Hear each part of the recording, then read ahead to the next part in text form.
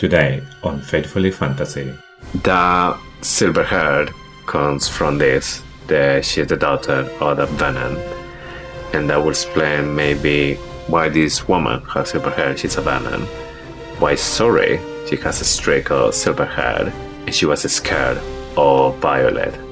So maybe that silver hair is related to how much burning power you have. And maybe Sorry knows. Maybe because she has this little streak. A little bit, she's not got a lot of venom power. Yes. What if she's Xaden's mom?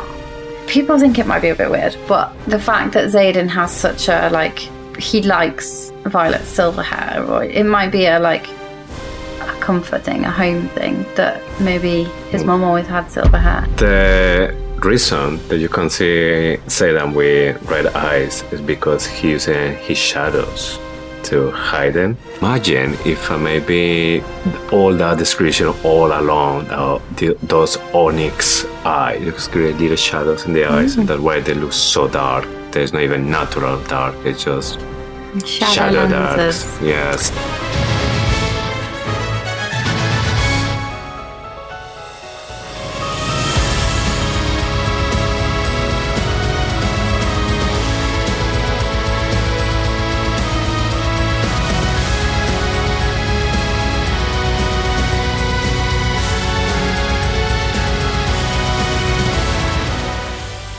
Hello and welcome to Faithfully Fantasy, the husband and wife podcast talking all things Onyx Storm.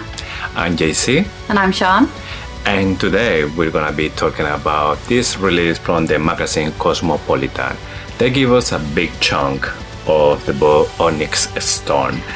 And we have so many things to say about it. We do.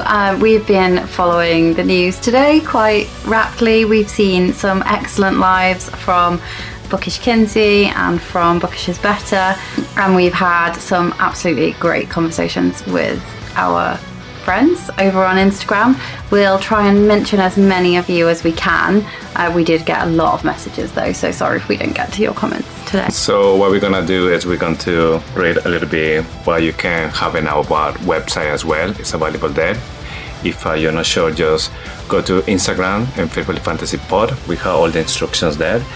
You can have it, hopefully you have it already by now, and you can join us in this conversation. Yeah, so we're going to do this bonus episode a little bit differently. We will read paragraph by paragraph, and then we will kind of dive into those parts. So I will start. There is just a random word, Venin. It's like the end of the last sentence that was just included. Yes, I think it's just something I would think maybe start like even the alarm, Venin. And then it's like, oh my god, what's going on? Yeah. And boom, starts. Venin. My heart seizes. We haven't found them out on patrol because they're already inside. So obviously they have been looking for the Venin outside of Basgiath, but if you remember and the blurb as well, they see that the Venin are inside Basgiath's quadrant as well. So I think this is like a reference about it.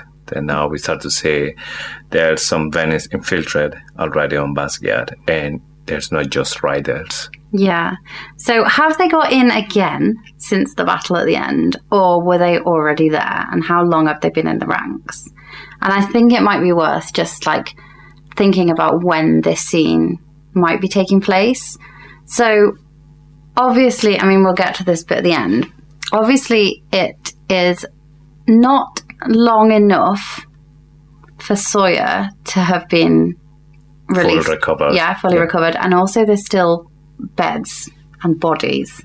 So you think it takes place very close after the battle. Then there are some kind of slight changes. So Xaden has a new rank and Garrick has a new rank. And obviously there's riders there stationed to protect Basgiath.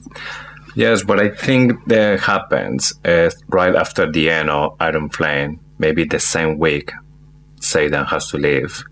Maybe because there have been so many people have died during this big battle, they had to maybe support different posts or something. So he has to go. Violet stays there. Sawyer, we know that he is in infirmary, so he's still having some attention from the healers. I'm thinking maybe by this point, I've been a couple of weeks. I don't think it's been. Ew. Yeah, I don't think it Well, has why been. would there still be loads of bodies in the beds? Because I think there has to be like a process between Xaden leaving. Wherever he has to go, it's going to be like 1 or 2 days that he has to go. And then to be promoted, I think it has to be like first, like you have to go through, okay, how many riders we have now, how many like big ranks we have. Oh, they have that many. Okay, we need a new lieutenant, we need this. So there has to be like a preparation, and I think that takes time. Do you think so? I was kind of like thinking it was a couple of days or the day after.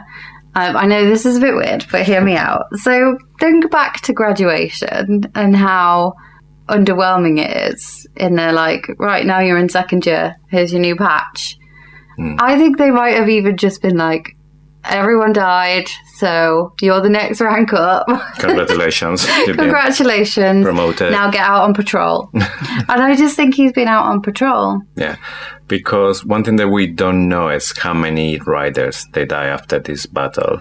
Yeah. It's like the same in earthquake. When it's a big earthquake, there's destruction and they had to gather the bodies and that kind of stuff. There's not many people like dealing with this. I'm thinking in Basquiat as well, the people that actually are in Basquiat, because they had to go an outpost as well to reinforce, make sure the Venin stay on the other side of the walls, or they're no more coming. They're right now in high alert. So with the people they had to just spray around all the kingdom or in the ward, within the wards. And maybe there's not many people in Basquiat dealing with all the destruction, all the bodies. Well, I think the bodies stuff. are mostly infantry, healers, scribes, aren't they? Yeah. You don't. I mean, you don't know. There will be some rider deaths, but I feel like most of them are going to be infantry. Yes. But so back to the question: have they got in again, or were they already there? I think they have got in again. I think they've been there already. I think they've just been waiting for the right moment to just come out. Because in the blood, they say that the Venin already within the ranks. So I think they're just people just waiting for an order, and then they need to act. Yeah. So the wards went down, and you could have had those Venin within the ranks, within the school, just like we know Jack was, couldn't channel because of the wards. And then as soon as the wards went down, that's when they started to channel. They're not initiates, these people. They are, well, these Venin. Are you still a person if you're a Venin? So these Venin are... Like a second stage, Yeah. Yes. So they've got veins, like, extending into their temples. One thing that it would be interesting for me to know is if maybe until you're not a full Venin, you still may be getting back to your original shape. And then when you start channeling, then you go straight away to, let's go to the second stage, when you have these red veins in your temples. Yeah, like when you don't practice speaking a language for a little while and you forget it, or whether you just go straight back in. Yeah, you go back when you were the last time when you're doing it. Like riding a bike. Yeah, so I think maybe they're like channeling, and then when they stop channeling, because the walls or anything, the magic from the ground maybe start to disappear from the body, making the person human again. So I think this is just like in the first stages that you like going back, but then because you had this rush of power, you feel that you need it again. Yeah. Can I tell you why I thought they'd got in again? It's because they used the word, and we haven't got to it yet, but they used the word disguised as scribes. They say they are disguised as scribes. They don't say the scribes of Venin, which makes me think they are just pretending to be scribes and they weren't there before. It's just the word disguised, because if you are normally a scribe, you're not disguised as a scribe, are you? So yeah, but you know what? When I heard that, the people, well, the Venin, they were inside, they were wearing these cream robes. Yes, first off, they're just pretending being a scribe so they can get in, so nobody being suspicious about them. because they had the robe, they covered basically the whole face as well. So it's like the perfect disguise. But I remember Cadet Samuelson, he's a scribe. He was doing really something He was suspicious. definitely suspicious. Anyway, we haven't even got to that bit. We're jumping the gun. Right, so they're already inside. They're within the walls, Ten bellows. Already figured that out. I swapped my daggers for 2 alloy-hilted ones at my thighs and moved quickly to hand one to Sawyer. None of us die today. He nods, taking the blade by the hilt. Marin, protect Sawyer, Rhiannon orders. Cat, help whoever you can. Let's go. So don't you think that's a bit weird that, like, Cat's not got a specific job? Rhiannon's just like, help where you could help. Yes. Just for the people, they have forgotten who Marin is. Marin is a flyer. She is Kat's best friend. She was a cadet from Clisban Fly Academy, but then she was moved to Aresia, same as Catriona. They are in the same squad, that's why they are best friends. And she likes Violet, doesn't she? Yes. She like, is a bit embarrassed about Cat sometimes. Yes. But something else that I had to say. Sawyer is there in infirmary. I was expecting some reference about Yesenia. She's not there. And Kat is there since... Well, I guess because the end of Iron Plan is maybe not many time between. We're going to say maybe a few days, like you say, maybe, or a couple of weeks. So overall, I don't think it's more than a month since the end of Iron Flame to this point. Kat is there with Sawyer. See, you think that maybe something's going on between them, maybe in the end, so they were not expecting. Maybe, that's an interesting thought. I hadn't thought about that. I had thought about where Yesenia was, though. Yeah, like I said, why Yesenia is not there, but Kat was the one who was taking Sawyer to the infirmary when the battle ends. She was with him when her leg was chopped off, and then they had to go to the healers. Yeah, I tend to think the reason she took him was because she had a griffin, and she's used to the fighting. Yesenia wouldn't be used to a battle situation. I tend to think it's normal that it would be somebody who was like on the ground taking them, but I do think it's strange that Yesenia isn't there. Yeah, because what she would been doing, like making sure that no Venin stole the books from the archives, like they're really busy in the archives. So Sawyer says, I guess I'll just stay here. Sawyer calls after us, muttering a swear word as we take off, sprinting between the rows of infirmary beds. So Sawyer is not happy about his current situation. He used to be like a really useful rider for battle, for everything. And now he might start feeling like a liability for the squad. Yeah, I don't know. I do think he'll get a leg. He obviously hasn't got a metal leg. He obviously hasn't got one in this time frame. But I think he could also, like, presumably he can still channel. Presumably he can still do stuff from the bed. Like, in a minute, he said, lock the doors. He could probably, like, bend the metal so nobody could open the door. Yes, it's more about the other rider stuff, like mounting the dragon, jumping from the dragon, fighting on ground, that kind of stuff. They obviously not having a leg. He will be limited for this, unless then maybe he managed to get like an amazing metal leg that he can do a lot of stuff.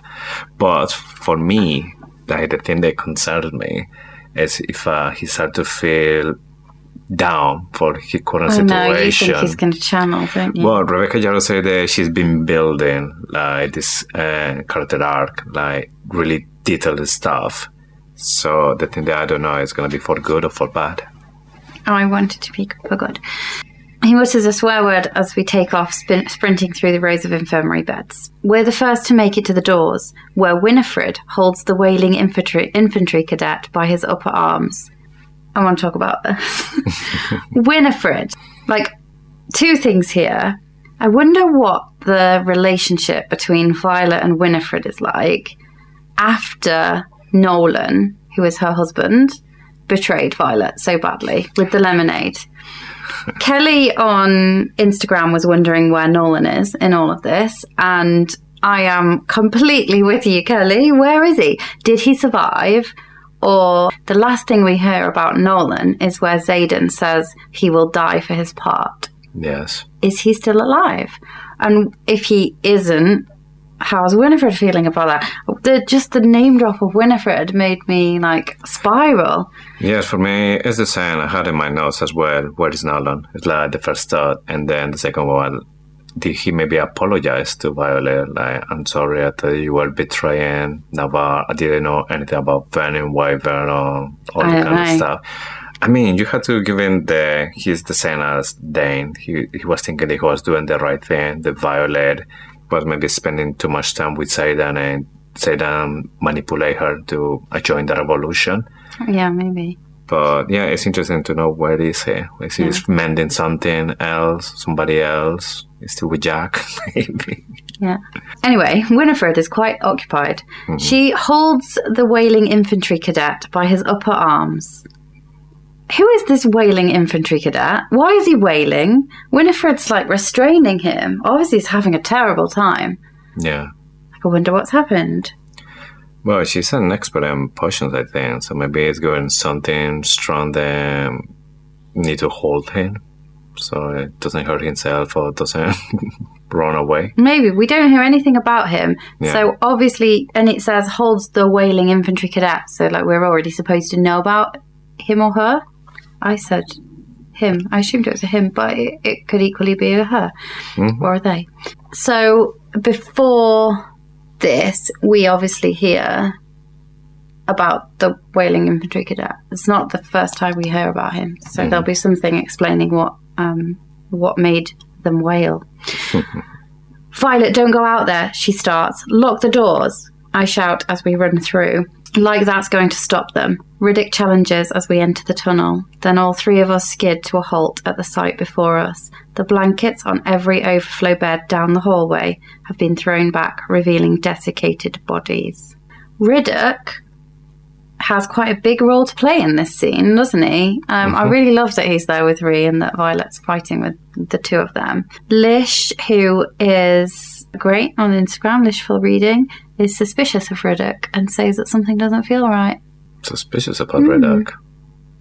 Yeah. Just because, or specifically for something? So I think something's off. The main reason is that she sent me a clip of Rebecca Yarros being interviewed, and we've seen it before because she shared it before, and she likes Riddick. So Rebecca Yarros is being asked to pick between two characters, and she keeps Riddick for a while, and then the interviewer says Jacinia or Riddick, and she very nearly says Jacinia and then changes her mind to Riddick. So Lish can't get past the fact that she nearly picked Jacinia over Riddick. I think he feels good in this scene though, so I need to carry on having the chats to work out what I'm missing. Well, for me, he's kind of like serious, but they are in a really serious threat. Yeah, they're not attacking. Yeah, they're not attacking by flyer. They're attacking by Venin again. So after he saw what happened the first time, he might be like maybe feeling off or feeling different because could be this time his time. Yeah. That's the thing when you're thinking when you're going to face a Venin. Yeah. And they've got overflow beds down the hallway, right? So this is what makes me think it is so soon after the battle. Because in a crisis, you would have like bring in all the beds and they'd be down the corridors in the hotel. And this is the situation that's happening now. The tunnel, which leads to the infirmary, we've been down there a few times. I think Dane's carried Violet across there or something. Yeah. That is now full of beds. I feel like they wouldn't still be there months after the battle. Well, no month, weeks. Maybe. Yeah. Maybe, but the for me, it's more about Xaden leaving, Xaden coming back. Yeah. Like I give him a little bit of time because that when he was going to Samar and that kind of stuff, the minimum they can like spend away was like a week. Days. Yeah. I still think it's a few days. Yeah. And the bedding, the blankets on all of those beds have been thrown back, revealing desiccated bodies. So people who were injured in the battle now desiccated, which makes it seem like the venin couldn't drain from the ground, so they were draining from the bodies. Yes. Gross. My stomach plummets. how did this happen so fast? Again, I think it's immediately after. Oh shit. Riddick draws another dagger at my right as 2 more riders sprint through the infirmary doors behind us, both from second wing. I reach for Xaden and find his shields not only up, but impenetrable. This is weird for me. Mm-hmm. Because she can normally get through his bonds, his shields, even if they are, like, up.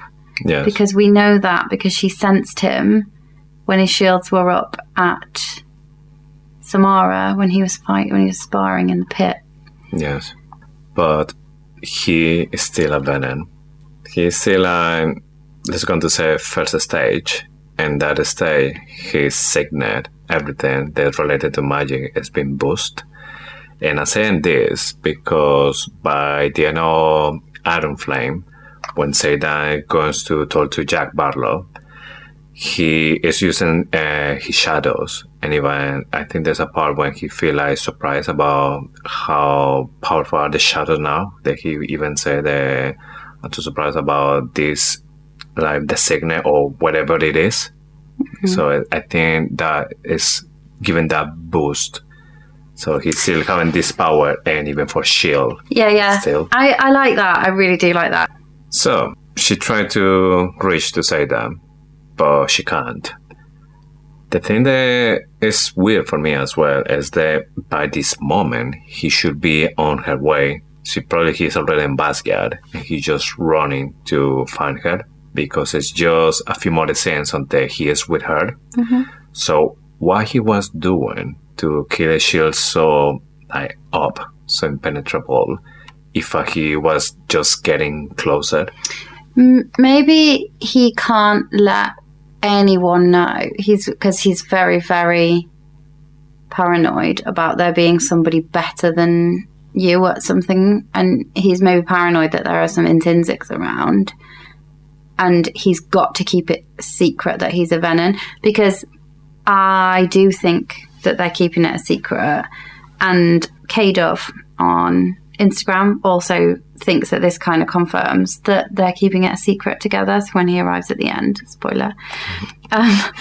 But perhaps he's just so paranoid he can't let it out that he's keeping his shields up at all times. Yes, that makes sense. Maybe he's doing it to protect himself, but at the same time, because he's still like a Venin, he still maybe has some power from the ground.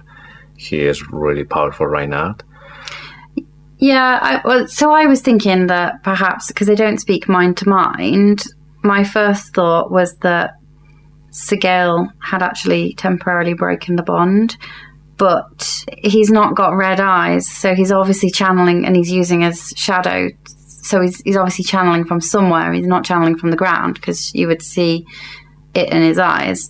So I think this hopefully confirms that Sorrengail hasn't broken the bond with him. I know that the blurb as well potentially confirms that. Rebecca Yarros was the one who said that Sorrengail won't be talking to Xaden, at least from at the beginning of the book.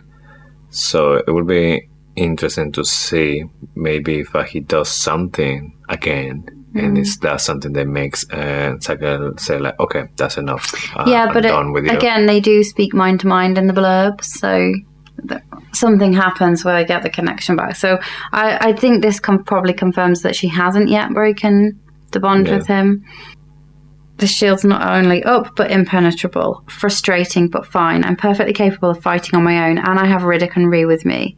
You do not have a conduit, Tern reminds me, which means I can't pinpoint my lightning strikes, especially not indoors. I've always been far more accurate with my daggers than my own power. Has she tried to pinpoint lightning strikes inside before? I think she was learning with Felix, I think. Not inside. No, but it started like little things first. So instead of like a proper lightning. Yeah, just like tingly fingers. Exactly. Warn whoever's riders guard the ward stone. Already done, he replies. So is she suspicious here that they might be trying to take down the wards again? Yes, it makes sense because the attack, it was just recently, so it might happen again. And they're not as, they're weaker, aren't they, with the wards? Yes. So the wards are still up? Are we thinking they're still up? I think so.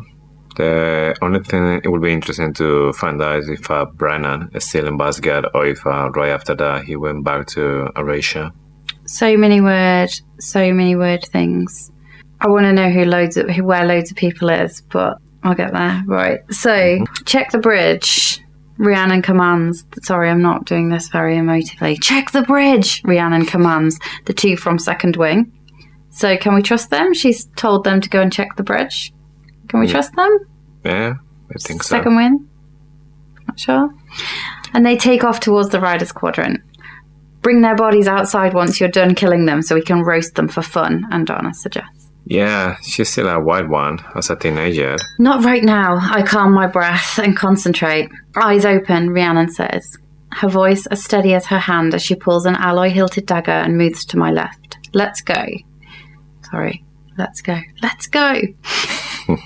Then we move as one, quiet and quick, as we make our way down the hall. I keep my eyes forward as Rhi and Riddick check left and right, respectively, and their silence tells me all I need to know.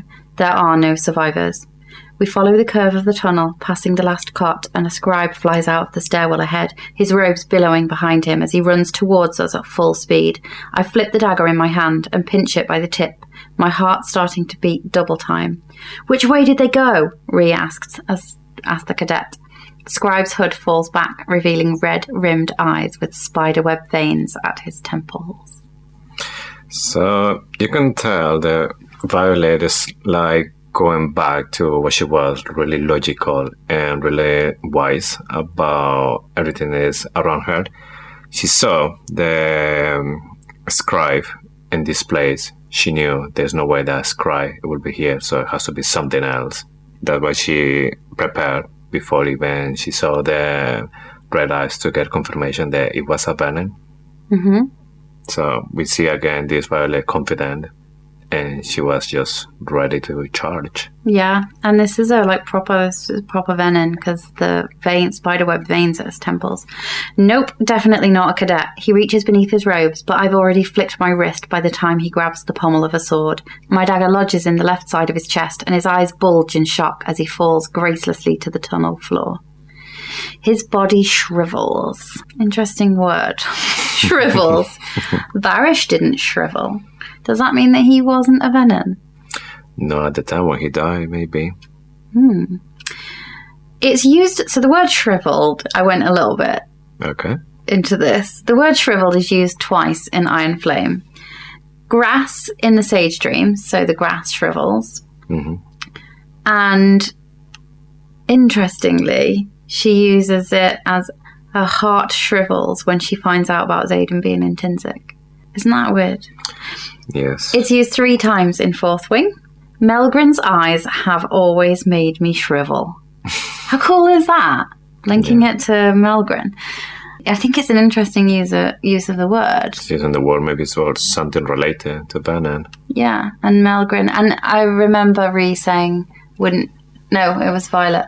It wouldn't surprise me if one day Melgren rips off a mask and he's a big bad Venin underneath. And it's used twice in Ressen. So there's a shriveled griffin in the centre of town, and Soleil and Fuel when the Venin drained the ground and Soleil couldn't run fast enough. Yeah. It was used then. So shrivel is used like very few times, and it stands out to me as his body shrivels. It's a weird word. Anyway, his body shrivels in the span of a heartbeat. Damn, sometimes I forget how good you are at that, Rhi whispers. That wasn't whispering. Scanning our surroundings as we move forward. How did you know? Riddick asks in the same hushed tone, quickly kicking the husk of a body. So it's really shriveled. It's like a nut. Anyway, over and retrieving my blade. A scribe would have run towards the archives. I take the blade back and wrap up my hand around the hilt. So again, this feels just like they're disguised.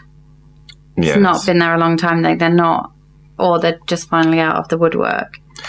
Yeah, but again, for me, it could be just Rebecca Yarros playing around this. They just infiltrating Basgard with as scribes as they did in Iron Flame, just pretend that everyone being scribes because like the perfect disguise thing. But Cadet Samuelson is the one who triggered my alarms that not all the Venin are in the right side. They could be scribes, could be healers, could be infantry, could be anyone. We don't have any proof that Samuelson is a Venin. He literally just said, I forgot my homework. He has a weird bag. And he checked the rotor. So it's very, very minimal suspicion on him. But enough to come with something else. I think he's doing something else. Yes, but if we think about maybe Colonel Atos is not just building an army, it's building like a super army with a Venin. And maybe he needs information. The only place that he can find it are in the archives. And they need people from the scribes to help him as well. Yeah, so I think he's helping. I think Samuelson is dodgy, but I'm not sure he's Venin. That's what I say. Yeah. A scribe would have run back towards the archives. Who gave him the clothes if he's in disguise? And where's Markham? Yeah, exactly. Where the hell is Markham? Thanks. The alloy's hum of power is a little dimmer, but still there, hopefully capable of another killing blow. I don't know if for the rest of the people it was something like really obvious, but for me it wasn't. The daggers with the alloy, once they be using to kill Venin, the magic had to run out. I thought but it was just because they lose the daggers or because they get break or something, like something that happened during war. I never thought that maybe it's just because they had to use it to kill the Venin, and then the magic it just started to run out until it turns into just a regular dagger. There's no effect on the Venin.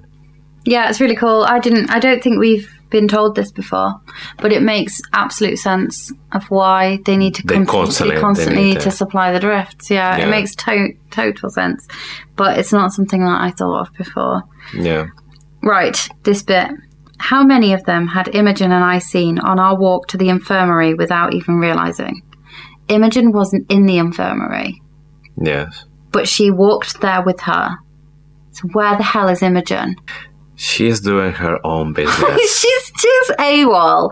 Imogen is doing something strange. She definitely was. I'm not losing it, am I? She wasn't there. It was Rhee, Sawyer, Riddick, Kat, Marin, Violet, Winifred, Wailing Infantry Boy. Yes. Girl.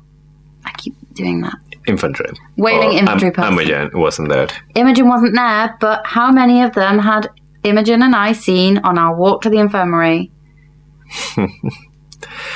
Like I said, she's kind of like the Xaden inside the revolution, because I think she's doing her own business, and the concerning thing is, I don't know if it's something good or bad overall for all this thing they're doing.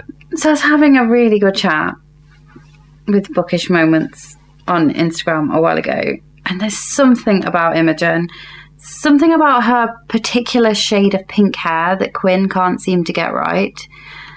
It's like she's desperately trying to disguise something. She's got very light green eyes, which is not a normal colour. It's like very rare. Is she wearing contacts to cover something? Well, I don't know if other contacts at this time, because kind of like medieval kind of like age. But the only one that I remember that had like green eyes is Auric and the King. Yeah. So you think that maybe they're related to royalty? She's trying to hide she's trying to hide from that? Potentially. But there's something going on. Where is she? Anyway. Yeah, and why she had to maybe write memories, because otherwise she would just arrive behind like, hey guys, I'm just catching you up or something. But no, she's like, oh, we're all together. Yeah, let's keep going. Yeah. So that's how they fed without notice. They're dressed as scribes. That's a correction. When I said they're disguised as scribes, they actually said they're dressed as scribes. Same thing. They're not scribes. Mm-hmm. That's how they fed without notice. I made me think of vampires. They can't channel because they're in the wards. So this is what we think they're doing. They're like draining people. Yes. Riders. Has to be riders. Yeah, but I am confused. Okay. Jack, when he fought Violet on the mat when we know that he was Venin. Mm-hmm. He started channeling from the ground. Maybe from her. Could he, though? He was inside the walls, so maybe when you're a Venin, you can channel it. You're like a how is it called, a siphon? So maybe you can channel from different sources. I don't know. There's so much we've got to learn about Venin, and it's in this book by Drake. She was feeling pain when that was happening, so I wonder if maybe he was like taking her power when she was grabbing her, and that while I was hurting her, and that why he was turning the right eye. I don't know. It's really weird that it was pain he was putting into her. He wasn't sucking life or power out of her. No, she said that she was feeling a lot of pain. Yeah. So maybe... That's why I still think it must be his signet. Like, that's the type of signet he would have. I know that Rebecca Yarros has said it wasn't, so I'm essentially saying that Rebecca Yarros is wrong. She can't be wrong. But you know what I mean? It doesn't make sense. We haven't seen another Venin doing this kind of pain, isn't it? They're always like fight with blades and stuff. So that's what I think maybe what he was doing is stealing the power from her, because he was jealous about her having turns giving all this power to her. So maybe he was like, oh yeah, no, I'm gonna take it. Yes. That's weird anyway. Yeah. So they're dressed as scribes. Two figures in cream robes approach from the opposite side of the tunnel, mage light shining on their first year rank, and I prepare to throw again. Drop the hoods, Ree orders. They both startle, and the cadet on the right lowers her hood quickly, but there's a slight tremble in her counterpart's hands as she complies, her wide blue eyes locked on the body at my feet. Is that? She whispers, and her friend wraps an arm around her swaying frame. Yes, I lower my blade, noting that neither of them carry red in their eyes or at their temples. Get back to the archives and warn the others. The women turn and run. So they're actually real scribes there. Are they, though? Nobody would know. Xaden doesn't have red rims at the end. Xaden just has his... stage 1. But the thing is that she says that they will be running towards the archives. So... what they were doing there. Yeah. They just chilling. Helping. No, I think they're all just... they might be, like, official recorders of the aftermath of the... You don't know. No. I don't know. I don't think we're supposed to. I think it's just people. Up or down, Riddick asks, facing the steps. Someone shouts beneath us. Down, Rhea and I say simultaneously. Great. Riddick rolls his neck. Down the stairwell to the torture chamber where an untold number of freshly fed dark wielders wait. Good times. He takes the lead, switching his dagger to his left hand and lifting his right in preparation to wield as Rhiannon steps behind me. We edge down the stairs rapidly, keeping our backs to the stone wall, and I send up a silent thanks to Aaron Norris for building Basgiath with stone stairs instead of wooden ones, with the potential to creak or burn. Aaron Norris. I think this is the first time that we heard that name, isn't it? But Norris is not the first time that we hear it in the books. Actually, there's a Norris, a cadet. It's called Baylor Norris. He's first introduced during the sparring match against fellow first year, Michelle Levin. She easily defeats him. He joined the rebellion along with half of the rider squadrons, and Baylor alone links. They guard the Basga Wardstone during the battle, and as a side violent runs through the race of the wards. So he's been like a, let's consider like a essential, but he's been in the part or keeping the ward for protect Basgia. Yeah, so he's been protecting the wards. Yeah, so I was wondering if maybe this Nori is like a descendant related, and it's like protecting everything that maybe the ancestor built.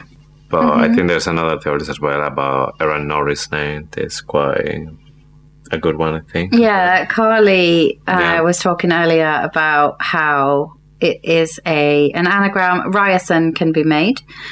It would be Ren Ryerson, which is like maybe Scooby-Doo saying Ren Ryerson. But it's really cool how it... And she dropped the hint this morning that there was an anagram, and I was looking, And you can get Soren Rain as well. But yeah, it's cool that you can get Ryerson in there. So full credit to Bookish is Better for that one. Yeah. I really like that you picked up Norris, though, Baylor Norris, because I think it could be a descendant of Aaron Norris if it isn't a jumbled up Ryerson. Yeah. Tarn says, pay attention to the present, not the past. It sounds just like Tarn, like snap out of it.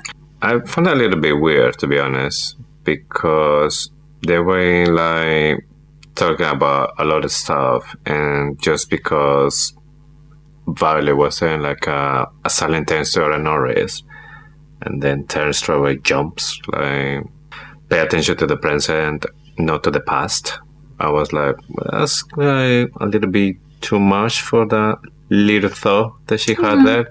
I mean, I know that Violet, he is about to face some Dark Wielders as well, and Tarn is not going to be there to help, so it's all on Violet. So she needs to focus. So I don't know if I just Tarn being Tarn, or if there's something hiding about it. Yeah, he could know more, couldn't he? I don't know. It's just weird. Doesn't mean anything, but it's just like... Metal clangs beneath us, the pitch varying from the ting of colliding blades to the ear-grating grasp of steel scraping against stone. But it's the maniacal laughter mixed with grunts of pain that has me hurrying faster, has power rising, crackling along my skin. Control it, Tarn orders. Shields up to block him, knowing he can still push through if he wants. Stop playing with your kill and help us get this door open, someone demands from below. If they want a cell door open, they're definitely not on our side. They've come for Jack. Yeah, so, strange thing here. They're powerful Venin. They're being responsible to come to this point, destructing, killing. What kind of door are made those doors in the cell? They're not even a Venin. I'm sorry, but anyone should be able to unlock a cell door from the outside. Like from the outside. Shouldn't be able to unlock it from the inside. Padlock. Even looking for the keys. Keys should be either with the people who are custodian the doors or hanging somewhere. In the desk drawer, like in the interrogation, practice interrogation. The passcode is the key is in my desk drawer. Yeah, exactly. But there's one thing. Why they can't just punch really hard the door or use a power to unlock it or destroy something. The other thing, something that we see now, it's kind of like a Venin thing now, is they can... Distance wield. Yeah, they can move like short distance. Obviously can't take it. Obviously they can't go through doors. No, they might be able to go through doors. They might just not be able to take the person out with them, yeah. Yeah, but Jack is a kind of Venin, should be able to do it as well. Or... I don't think it's all of them. Yeah, I think it's like... maybe second rank of Venin is the one that can do that. But actually, I don't know if... the woman who disappeared... She was just a distance wielder anyway. Like Xaden was a shadow wielder. And he's got more shadows, maybe. I definitely think it's a Venin stuff. Because of Bren, then? Well, the first time we see that was with Leon. When he was looking what's going on outside of Reason. He said they were there, and then the next second they were like in the city, so they can move. Yeah. So that was the first thing. It could have been the same person. Well, I think they were like a full Venin. Yeah. This was definitely a woman. Anyway, they've come for Jack. Why is Jack so important? Yes, that was my other question as well. Because he's being fully mended when they supposedly don't give a shit about cadets. They're about to die. So they fully mended. They keep him alive. And now they're sending Venin to rescue him. Why? It's going to be because, like I said before, maybe he had a secret knowledge about Feathertails. Yeah, and the Venin you've said that for ages, haven't you? Yes, because you mentioned this interaction, we're talking about this. So it could be that there's so important thing that he's obviously related to something about Feathertails that the Venin needed precisely because of that. Yeah, or he knows how to take down the wards. Perhaps he's the only one that knows how to take down the wards. Varish learnt that in the interrogation because he read Lyra's journal. Yes. And he said, this could be a map to take down the wards. So Varish knew, but he's dead. Jack knows because he did it. Mm-hmm. And I wonder if they're trying to get him because he knows how to take down the wards. Not sure about it, because I used to think that maybe once you turn into a Venin, you highlight this knowledge all available for you. So when Jack was in the Wardstone, he was about to destroy it, the Venin were outside waiting for him to do it. So that was like a coordinate attack with Jack knowing everything. So why they don't know exactly how to destroy it when they be maybe connected with Jack's mind as well. So he's maybe like, I know how to do it. This is what we need to do. And they were like, okay, you do that and we'll be waiting for you. Yeah, but does that mean now Xaden has access to this hive mind and he can... That's why I think that maybe all depend on your level of Venin. Maybe when you're at Xaden's level, no, you have like some of the power, not all the power. But Jack doesn't have distended veins, so he's still an initiate. We don't know exactly because he's being contained, isn't it? They're still giving like this serum. Yeah, but if he's being contained, he's not channeling, so he's not becoming the next level. Yeah, but I'm talking about before he was meant. Maybe he was already at second level or something. When Violet struck this lightning, he thought he would nearly die. He was meant. And then they given this serum to control him. So when would he have become more than an initiate? When the rocks were on top of him? We don't know exactly how... But he was walking around. Learning. Yeah, he was walking around before that. Like, he stabbed Liam on the top of his dragon. You would know. She would have recognised if he'd have had distended veins on his temples. Well, he was channeling at that moment, isn't it? He was still doing it as himself. Yeah, but I think they're not channeling. No. Because they're not channeling in the brig. Inside. So I just don't see how he's any more than an initiate. But then we had to ask them how he managed to be an initiative, because he was inside before being a Venin. He wanted Seems get the like dragon. You can channel if you're inside, like if it's your first. Yeah, I don't know. It doesn't make a lot of sense. There's so much to learn. Yeah. I'm sure they're not plot holes. I'm sure they'll be. I know, there will be explanations about it. Yeah. How many guards are on Barlow? Riddick whispers as we near the turn in the staircase that will expose us to whoever waits beneath. 2, Rhiannon's answer is quickly muffled by the sound of a low and painful scream. Make that 1, I reply, readying my hand to throw. The antechamber of the brig comes into view, and my gaze flies over the all-too-familiar space, taking quick stock of our situation. 2 dark wielders, dressed in scribe robes, yank at the unmoving door handle to Jack's cell, while a female pulls her ruby-hilted sword across the neck of a second lieutenant, who's been pinned to the thick table with daggers through his hands. Gross. Ruby-hilted sword? Do you think that was odd? Yes, definitely. They have to have a meaning, but I don't know what would be. There's only one other mention of ruby-hilted and rubies in Fourth Wing, and one of Violet's original daggers is ruby-hilted. Yes. So, interesting that there's a ruby-hilted and Violet has a ruby-hilted dagger. Yeah. So Are could they be linked? Where did she get it from? Sun City or... Yeah, where did she get it from? And a 4th stands at the edge of the shadows. Her long silver braid swings free of her hood as her attention whips in our direction, and her eerie red gaze jumps to mine and widens slightly under a faded tattoo on her forehead. So much here. Oh, yes. Right, so Vanessa, A Trove of Crafts, Jen, Lanny... Too many people to remember. Sorry, everyone who I missed wanted us to talk about this long silver braid and the silver hair. For me, this is a confirmation. Silver hair is related to Venin. And that came for me with a theory as well. So, my theory now is Mommy Sorrengail, she was channeling for some reason when she was pregnant from Violet. To save her baby, maybe. It could be, but she was really poorly. Maybe she was dying, and then she said, okay, I need to do... Well, she said it before, I will do anything for my children. I don't want to die, leave Brennan and Mira alone, and I don't want to lose the baby. So she channeled, maybe. Maybe Daddy Sorrengail, he started trying to control the Venin, because I know by this point they were in a big rank as well. She wasn't maybe not the general, but she was like just below. So Daddy Sorrengail, he finds something to control, not to cure, to control.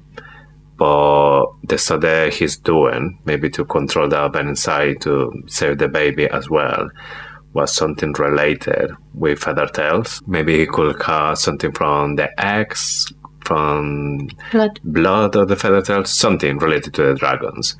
So I think Violet is like a hybrid between Venin with dragon power. So she's like a perfect fusion between the two things, Venin and dragons. Then, my other theory here, what if Daddy Sorrengail died not because he found out about the Venin, everything was going on with leadership, but about if he died because he found the cure, and the people who run in the place, they don't want the cure. They find that as a threat, and that's why they managed to kill Daddy Sorrengail, make it look like it was his heart. Because I think everything started with Fenrir's interrogation. We think that maybe Daddy Sorrengail was there. He found out maybe that Brennan turned into a Venin, and Fenrir has to shoot him with an arrow because he was killing Venin. So maybe he told her, I had to kill your son because he was a Venin. So Daddy Sorrengail, maybe he was researching for the cure already. He felt guilty that Brennan died because he might, if he found the cure before, none of this it will happen. Nobody will be fighting because of the Venin. So maybe he feel guilty, and then he just start focus and I need to find the cure. He found it, and then they kill him, or they make it look like his heart failed, and they're desperate looking for the research, because in the research is when we find the cure for the Venin. And they want to destroy it. They want to destroy it. Yeah. They want to keep the Venin. I think they're trying to use the Venin as an evolution for the new riders, but they want these new powerful riders, but having under control of that little elite with Colonel Athos leading these kind of things, and we don't know if maybe this little elite goes to Melgrin as well, because they've been like kind of like a foreshadowing that maybe Melgrin will be a Venin as well. Yeah. So the silver hair comes from this, that she's the daughter of the Venin, and that will explain maybe why this woman has silver hair. She's a Venin. Why Sorry, she has a streak of silver hair, and she was scared of Violet. So maybe that silver hair is related how much Venin power you have, and maybe Sorry knows. Maybe because she has this little streak. A little bit. She's not got a lot of Venin power. Yes, and maybe she knows about it. And then when she saw Violet with half silver hair, she was like, shit. So this theory, though, that means if you are born and you're part Venin, not if you just all of a sudden turn Venin. Because Xaden's got no silver hair, and you mean it's like a hereditary you turn in, or maybe you born as a Venin. You're born as a Venin. Yes. Yeah, interesting. Yeah, so in this case, Violet, she will have like a hybrid blood between Venin and Dragon. Yeah, we had some comments from Lani. Lani thinks it's potentially Violet's real mum. That was the first comment. I really like that, but I'm leaning to the fact that Lilith is Violet's mum, because we hear about pregnancy, we hear about she'd been there when she was little. She clearly cares a lot about, even well, I say clearly, in her own way, not any. She's not been doing my way. everything to protect her, not to Violet to love her. Yeah. So you make sure that Violet survives. But then she followed up with that. What if she's Xaden's mom? So this one was really interesting. People think it might be a bit weird, but I don't know. The fact that Xaden has such a, like, he likes Violet's silver hair, or it might be a comfort thing, a home thing, that maybe his mum always had silver hair. Or maybe as Rebecca Jarvis telling us there's something related to say that mommy issues. Well, mommy issues, like. Yeah, you know what I mean. Yeah. But I like it because we see this woman disappear. Maybe she can sense Xaden coming, and she just disappeared before Xaden can. yeah, but she recognize leaves her. in a weird way. So her red gaze jumps to mine and widens slightly under a faded tattoo on her forehead. We'll come back to the tattooed forehead. Yeah. My blood chills when a smirk tilts her mouth. That's not nice. Like, a smirk is like it's you. Mm-hmm. I don't know. I just have real hopes that Xaden's mum is good. I liked it. It's cool. Yeah, I think. Well, from my personal point of view, I think we will see Xaden's mom, but I definitely think she will gonna be something related to royalty, or she will gonna be like the leader of the island. So it's gonna have like a big role, not just Venin, and definitely not Venin. They has to go to rescue Jack Barlow. That would be like too low for such a big character, I think. Yeah, what is she doing there if it is? So, the tattoo on her forehead. Yeah, you know, what was the first thing I thought? There could be maybe a rebellion relic or something, that she was kind of like camouflage. But so far we had seen the older rebellions like in the arms, on the they're hand. holding the stone. Yes. Unless she was like, I've got the stone in my forehead. No, I feel like this woman is older and I don't know why. Potentially it's a rune. I just feel like if it was a rune, you would expect Violet to say a rune. Yeah. Because when Brennan puts his hand up and she sees the rune on his palm, doesn't she say a rune? She says it's a rune. The only thing that we don't know is what kind of rune it is. Yeah. Anyway, it could be a rune. It could be a tattoo. It's a face tattoo. It's a regular face tattoo, but I doubt it. So it must mean something. So, yeah. It's weird. And the forehead. Yeah. My thoughts. Mm-hmm. I think I tend to agree that it's like a Venin by birth thing. I think if your mother or father is Venin, you have a bit of this silver. Mm-hmm. I wonder if she is the daughter of General Darramore and she's like a big person and she's dashing off to tell them that. And because I think Suri's mum is Venin or dad is Venin. Mm-hmm. I think she's the daughter of a Venin. And I think Lilith was Venin when she had Violet. When she was pregnant. Yeah, so I kind of, I'm like in the same boat as you, but I think it's a Venin by birth situation. My blood chills when a smirk tilts her mouth, distorting the red veins at her temples, and then she disappears. Yes. Again, Venin doing this like distance wielder trick, and precisely this why I said a couple of times, that's why I think Brennan is a Venin. I think Brennan's good, but I do think he's a Venin. Yeah, I think I maybe he's like Xaden. Yes, I think the rune is related to maybe control that, but at the beginning of Iron Flame, where Brennan is talking with Violet, and he has to go because there's an assemble. He disappears. He disappeared, basically. Yeah. Violet just go after him, and he's not there. And she said, "Oh, it must be in a hurry because it's nowhere to see." So I was really suspicious about Brennan until we prepped for the episode that we should have been doing tonight, which was chapters 37 to 40. I can't see how he's bad. But anyway, we'll get to that. Probably next week. The disappears thing, yeah, we know that the sage or the maven, potentially, anyway, whoever it was at Ressen, we know that they could do that because Liam saw them and then all of a sudden they were there. Brennan does something a bit weird and this woman disappears. I blink against the sudden breeze that rustles a loosened strand of my braid then stare at the empty space she'd occupied. So, I think there's the ... there because we're supposed to think that she is imagining it. We're supposed to think that we're questioning whether she's imagining it or whether it's actually real. Yes. There's a mention of the breeze that rustles a loosened strand of my braid. That is there, obviously, to try and link you back to remind you that her hair is the same as the silver. Yeah. It's a really random placement otherwise. It's so descriptive. And Rebecca Yarros, while she is descriptive, she's never she's never that descriptive. A loosened strand of my braid. I don't think, unless it's there for a reason. So I'm sure it's there to link you back to that silver-haired Venin and Violet's hair. At least I think she had. So that's again, it's then stare at the empty space she'd occupied. At least I think she had. That's again to question, like, was she there? Was she not there? Is it a premonition? Is it something else? Yeah.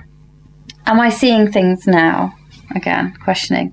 Ree gasps behind me and my focus jolts to the imprisoned guard.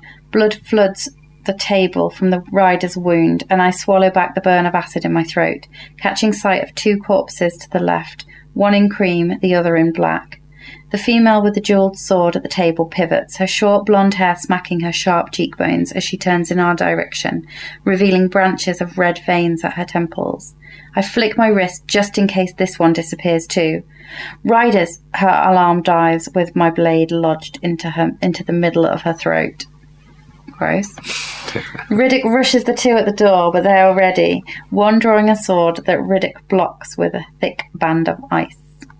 Yeah, I think this may be the first time we actually see Riddick using the signet, and that's actually really useful. No, we see it in the battle at the end of Iron Flame. He used the eyes as a shield. That's pretty cool. Yeah, that is cool. A wall. Yeah. It blocks with a thick band of ice. Yeah. I throw my remaining dagger at the other as I jump the last two steps, but the dark-haired Venin moves unnaturally fast, dodging the strike. My blade bounces off the stone wall behind him as I run towards the rider bleeding out on the table. Fuck. Ree leaps over the female's body, headed for Riddick, and I continue on, keeping an eye on the one I missed. The Venin swings his arm and a shape flies towards me. "Drop Vi!" Riddick shouts, throwing his hand out, palm down, and a chill sweeps over the front of my legs as spikes rush at my face. I hit my knees and slide along a small sheet of ice as the mace whips over my head, slicing through the air with a whistle. When I first read this, I thought Riddick was like shooting ice, but he's not.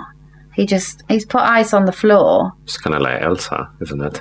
Yeah, like a floor of ice, and then he's throwing the mace. They're like, a mace? Who uses a mace? That's a really old-fashioned weapon. Yeah, that's what I said. It's like really medieval. Yeah. Like we have crossbows and crossbolts and crossbows. And so it kind of is medieval, isn't it? But a mace. Is this the first time we've had mace mentioned? Because that feels very old. Yeah. Suggesting I don't know if might be. It's because the growing the arms that you have available at that moment, and it's like weapons that nobody uses, and that's why they're still there. It's the only one they have. It's a torture weapon. Varish has left it lying around. Not the silver hair, the dark wielder with the sword bellows, and I scramble to my feet, slipping on the blood-covered stone. We need her. Yeah, this is what I think that is depend on your rank. You are like connected to all the knowledge from the Venin. Because there's some Venin they want to kill Violet, and the other one they say, oh, the silver one, like, we want you. Like, we have orders to keep you alive. Not the silver hair. Yeah, not the silver one. Yeah. Should be. It feels we weird. need her. Right, why do they need her? It's got to be some kind of prophecy, hasn't it? Because she's assuming to control Xaden, fuck that, I'll never be used against him again. Yeah, I don't know why she thinks that, because it's obvious the big boss of the Venin wants her power. I know, but it's obvious that Xaden loves her, and it's obvious she misses for an intelligent girl. Like, I love Violet, she's my favourite, but she doesn't want to believe stuff. She doesn't want to believe that she's important. She doesn't want to believe, like, her mother, if you think about the type of character she is, her mother has never given her reason to think she's special. And her dad, maybe, but he was more about, like, preparing her for stuff, not really about saying how great she was, I'd imagine. So when you grow up with that, I would say that she probably does have a hard time thinking she's great because her mother doesn't even think she's great, or she doesn't let her know that she does. I think in the part when she says she thinks I'm just a liability. I'm a liability, yeah. So she just genuinely believes that, and so her natural thing is to think that somebody doesn't like her, or that that she's only needed because somebody else is needed. A lot of people are asking why it says again, used against him again. I tend to think this was because Varys used her. Yes. To get to him. Yes. But there's a lot of people speculating that could be something else that we're not. But I honestly think it's that. It's linking back to the interrogation. Yeah, I have a few thoughts about this. So she thinks that everything is because Xaden. We know as well that Xaden has like nightmares about Venin as well. I think there's like these two paths between Violet and Xaden are like really similar. And then I start to think about maybe there's something here. And I come with this crazy theory as well. Ooh, another one. So we know that Violet is pure power. So we think that maybe she's kind of like light. Xaden is completely opposite. He is basically a dark wielder. Mm-hmm. He controls the darkness. So I was thinking that, okay, what is Fourth Wind? It's been felt as enemies to lovers. I never saw it like that, but it's pretty much how it's like recognized. It is, but Rebecca Yarros doesn't say that. No, but you know that Rebecca Yarros likes to do like really twist plots. Yeah. And I was thinking, what about if maybe it's gonna be the opposite? It's gonna be lovers to enemies, because I think Violet is just hear me out before. I think Violet is the key to eradicate all the Venin. That's why the Venin want her as well. They want to take her for kind of work for them, or just to use her, so she's not being used to eradicate all the Venin, because she's pure power. So maybe she's the connection between the sky and the ground, and she's like the one who eventually will be eradicate all the one who channel from the ground, with lightning and a storm or something. But what about if Xaden is maybe like a prophecy for the Venin, a dark wielder, or somebody that be controlling the dark to fight against the lightning wielder or the Violet in this case. So I think maybe they're having like really similar path, but they're gonna be opposite. So Rebecca Yarros has confirmed that. I'm not saying they're gonna be enemies by the end of the books, and they're going to, one of them have to die. I think this is gonna be built. That maybe we'll find out that they're gonna be destined to destroy each other. There's gonna be light against darkness, and only one can survive. So that's gonna be built, and then something's going to happen. They're gonna be together. So I think this is like how it's going. But by the end, yes, that would Xaden and Violet, they're gonna be together, because we know they are like endgame.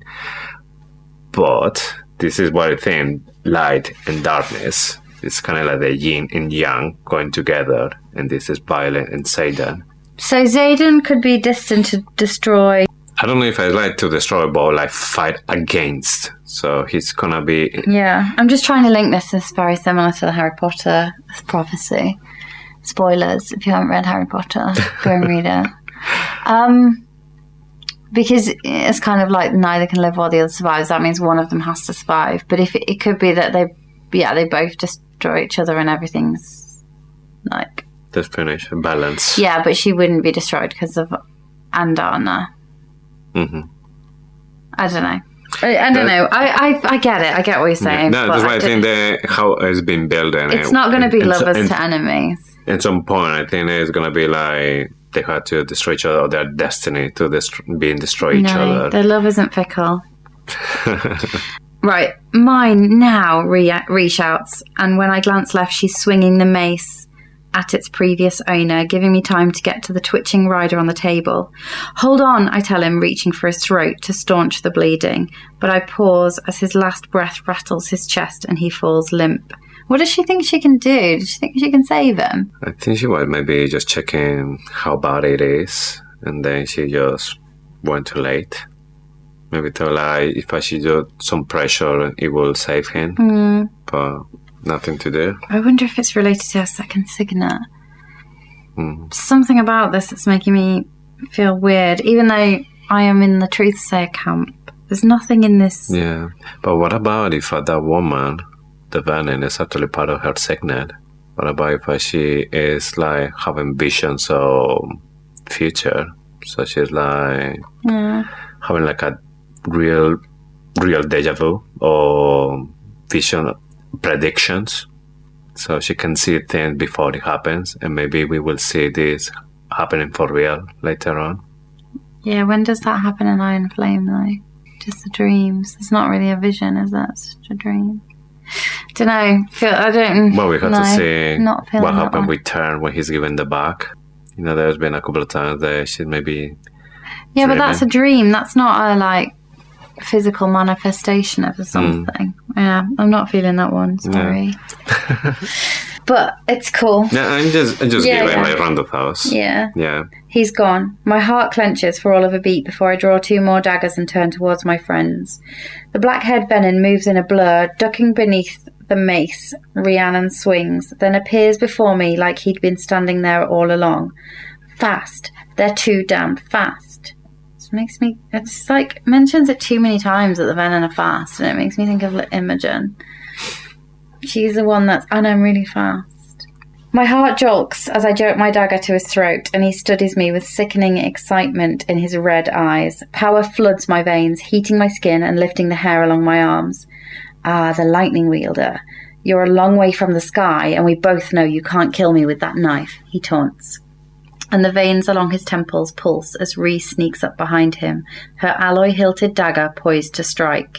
Anything to say about that before I get to the really, really cool bit? No, just waiting for that moment. So, just on the dagger, we know that you can't kill me with that knife. Is that just because it's run out, or is it because it's a non-alloy hilted one? Yeah, I think it could be just because she's been using it so many times that it's just a regular dagger now. Or unless that maybe he's so fast and he's so good that she had no chance to stab him with that. Yeah, maybe. Maybe he's just really confident. Yeah. Shadows quake at the edges of the chamber, and a corner of my mouth rises. I won't have to. His eyes flare in confusion for all of a millisecond before shadows explode around us, immediately devouring every speck of light in a sea of endless black I instantly recognize as home. So she's embracing the dark. Yeah, brave the dark. A band of darkness wraps around my hips and yanks me backward, then brushes my cheek gently, steadying my galloping heartbeat and quieting my power. Screams fill the chamber, followed by a pair of thuds, and I know without a doubt any threat to my life has been extinguished. A heartbeat later, the shadows retreat, revealing the shriveled bodies of dark wielders on the floor, alloy-hilted daggers embedded in their chests. I lower my weapons as Xaden strides towards me from the centre of the room, the hilts of the 2 swords he keeps strapped to his back peeking above his shoulders. He's in thick winter flight leathers, devoid of any markings but his 2nd lieutenant rank, and speckled with tiny dots of water that tell me he's been out in the snow. 2nd lieutenant, the same rank as Barlow's guards had been. He can obviously perfectly see in the dark, can't he? Like, he doesn't have any trouble seeing in the dark. But he didn't get Rhiannon or Riddick. He did really well. Well, we don't know exactly like how Little it hands. works with the...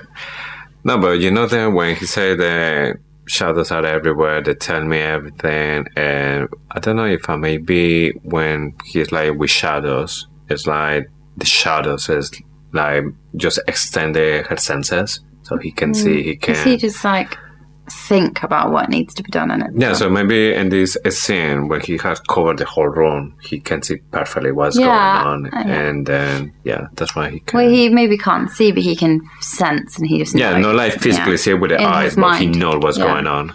Yes. Yeah. So he's wearing thick winter flight leathers, which means he's been flying. That's where he's been, and I just think he was out on patrol. I genuinely do. I don't think he's been out anywhere massively far. Well, but he comes back with this like new rank of lieutenant. Yeah, so- because I think they had this like rush ceremony the day after. In the morning, they're like, "Look, everyone's dead. You're now promoted." Congratulations, you're still alive. Yeah, Second have a lieutenant. promotion. Everyone's second lieutenant. It's weird. Like they keep saying, and everyone, and this person is, and this person is, and this person. It's just weird, isn't it? Like they all are. Anyway, Yeah. the same rank as Barlow's guards had been, the same as Garrick, who was standing at the base of the steps behind Xaden, and almost every other officer temporarily stationed here to protect Basgaiath. Right. Yes. What has happened? Have they all been offered a promotion to stay? Because Xaden is wearing second lieutenant leathers and a patch. Who's given that to him? Brennan or Melgren? Who is he fighting for, and who is he protecting Basgaiath for? Because I think there's a natural assumption from everyone that I've read today, or I've not really heard it, and I'm like, forgive me, if I've missed it, but nobody's kind of asking the question. What about the rebellion? Is he fighting for Erasure? Is he fighting for Navarre? Are they now one and the same? Are they just because they've joined forces? If he's there to protect Basgaiath, you assume he's fighting for, well, I guess he's just fighting for the continent. But it's weird. Something's happened, hasn't it? Like in the ranks of the Navarrian army. I think maybe he's now fighting for The continent. Tauri. Yeah. Yes, because there's no way the leadership can come with something to cover up all the things that happen, all the Venin coming to Basgen to attack, all the dead people of the Venin, all the wyverns. So it's just too much. I think this is like the point where, boom, we had to change the strategy because there's no way. There's no rebellion anymore. It is just a war. Yeah, so it's just like, okay, Venin are threatening our kingdom. Now we had to do something. So maybe they come with, oh, we didn't know anything about it. Now we're going to fight against the Venin, and we have people working for us to do it. So I think maybe he's just like a second lieutenant for Basquiat. Yeah, I mean, the shit's really hit the fan. They're everywhere. Yeah, exactly. So there's no point to keep hiding it. I don't think that's even possible. So they had just to suck it up and maybe not say that, oh yeah, we knew all this time and we just haven't hidden. They might come with, we didn't know, and we just found out. Oh my god! Yeah, what is this? Yeah. And this is confirmation that Xaden is stationed at Basgaiath. Yeah. So almost every other officer temporarily stationed here is temporary. My heart stutters and my gaze rakes over Xaden's tall, muscled frame, searching for any sign of injury. Just, she always does that, doesn't she? Yeah, it's the same that Mira does with her, like checking she's found the first time they see each other. Yeah. That's another thing though for me. Like I've never, ever, ever thought that Violet might be a mender. But two parts of this make me think she could be a mender. But I'm not going to not trust her anymore. No, I'm not going to be swayed. I'm not going to be swayed. Gold-flecked onyx eyes meet mine and my breath stabilizes, only when I realise he's unharmed and there isn't a single trace of red to be found anywhere near his irises. Yay, Xaden! No, something that I heard or I saw somewhere, I can't remember what exactly it was. So, the reason that you can see Xaden with red eyes is because he's using his shadows to hide them. I thought it was like really cool, so I don't think it's happening. But imagine if maybe all that description all along, those onyx eyes. He's actually got golden eyes like a dragon. He's a dragon, but he's just got the shadows that onyx. Yes, he managed to just create little shadows in the eyes, and that's why they look so dark. There's not even natural dark, it's just shadow dark. Yes. I like it, but Same, I like it, but I don't think it's what I think is quite cool is that Xaden's eyes are onyx, which you could say represents tan because he's got an onyx. Well, he's an orange flow, but anyway, he's like black. Then gold flecks representing Andana before she became whatever colour she is. Camouflage. Camouflage color. Yeah. So, but anyway, his eyes are normal. Abby, on one of our friends on Instagram, said no red, so not channeling from the earth. And I agree with this. I think he's obviously in control. He's not been channeling. He's still an initiate because Violet says so in a second. And this is where it feels like Vi and Xaden, feels like it's still a secret between them. Whether Garrick knows, I don't know. We'll have to find out. He may technically be an initiate, but he's nothing like the Venin we just fought. Gods, I love this man. Tell me something, Violence. A muscle in his square jaw ticks as he stares down at me, rippling the tawny brown skin of his stubble cheek. Why is it always you? You should do that bit. Why is it always you? Yeah, that is the end. Why is it always Violet? It's because they're after her, obviously. Yeah, that was weird, but I think maybe he was just ironic, like funny, ironic. Like, Yeah, he's being why funny. always you?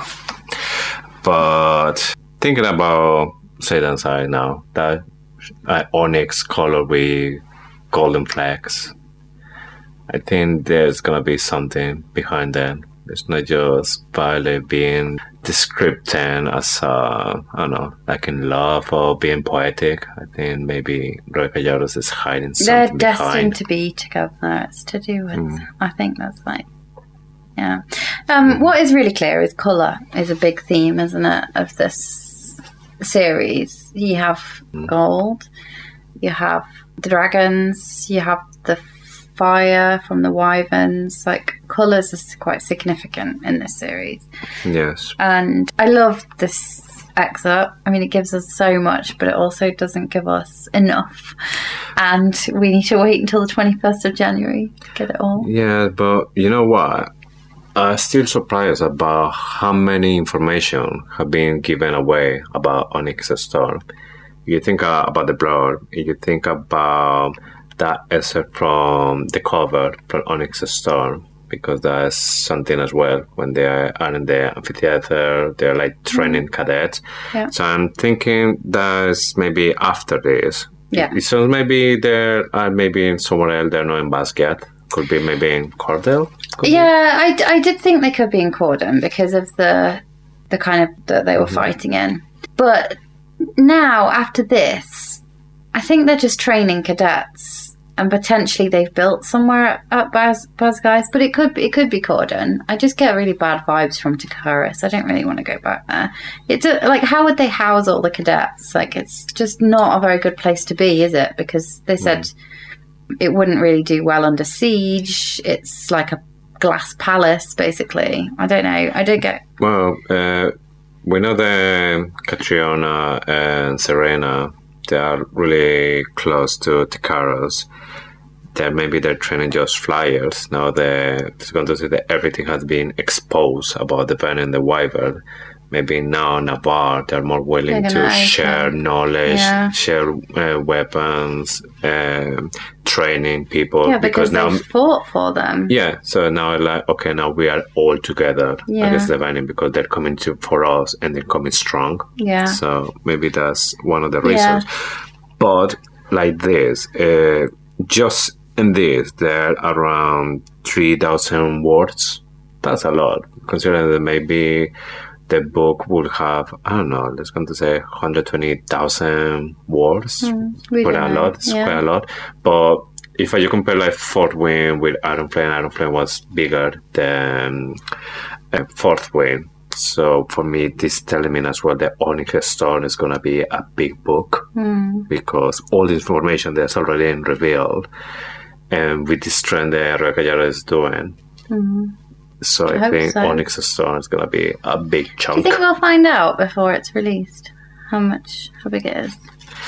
I don't know if we had information on Amazon. We've seen the side of it, but it was before it was printed, so I don't know if it's a random guess. Yeah. But it wouldn't have been a random guess. It probably would have been quite estimated, indicative. I would say it. Yeah. But I don't know if maybe now you can maybe go to Amazon and check how many words is, so at least you know the length. So we've covered what was in the chapter, and I just wanted to kind of take a bit of time just to say what wasn't in the chapter. There wasn't a lot of hints about Truthsayer. Well, wasn't any. No. Unless I missed them. No, but I think it's just because we just started the book. So we finished Iron Flame. We started right away Onyx Storm. Yeah. So I think this is the beginning on Onyx Storm. And they're not going to say anything about Truthsayer because she's still not controlling the first signet. Yeah, but the only thing that I thought of was that she knew... So she said stuff like, a scribe would be running towards the archives. But actually, could she detect the lie? Could she detect that it wasn't a scribe and it was a disguise? And that, I don't know. I'm probably shooting an arrow at the wall and drawing a target on it afterwards. I'm like looking for stuff that supports my theory when it might not be there. Brennan, not there. Imogen, suspiciously mentioned like she should be there but not there. Bodhi, missing. And he does go a bit missing at the end of Iron Flame. Mira, not there. For me, that thing that is missing as well, any reference about Lily Sorrengail. Yeah. They did the funeral, she get burned. I think she will have a funeral. Is she actually dead? Yeah, she actually dead. Good point. If she's dead, then she'll have a funeral. Sloane, Auric, where are they all? Yeah, I'm guessing they may be in patrol or something. Maybe we'll get more information. I don't know. Yeah, but I mean, it's still enough to give us some theories. Yeah. I'm just so that's why I'm saying it. What's not there? Like, where are they? Like, interesting. Mira. That's a girl. I mean, we just assuming that she was trying with Xaden, but actually... Andana was there. Andana was commenting. Tan was commenting. But just the things that it didn't give us. Dane. Markham. Nolan. Even Melgren. Because there's no general right now who is running the place. It's a Panchek. Athos. He's coming back after that massive, Colonel Athos. It's coming back after this massive fight when they lose so many people. Could be. I think that's it. Nothing else to say. Yeah, I mean, just every little bit we get. We just want January the 21st to come sooner. Yeah, that was like a real detailed deep dive. More than we would normally do. Normally we get through like at least 3 chapters in this time. So if you've made it this far, well done. If we missed stuff, come over and have a chat with us. There were some really cool things coming through from our friends on Instagram, and I've got loads more, so I'll share them to stories because we really love hearing your theories. That's all from this excerpt, which I woke up this morning and basically the world was on fire. The Empyrean world was on fire. Yeah, we definitely want to be part of this as well. So many things to share. Yeah, so thanks so much for listening to us literally dissect every line of the bonus excerpt. Just remember that you can follow us on Instagram and Faithfully Fantasy Pod, as well we are on TikTok. Join us on our website where we have all these things that we've been talking about. The excerpt is right there as well. Remember, it's faithfullyfantasy.com. We hope you have enjoyed this episode, and we're coming back next week with more Faithfully Fantasy.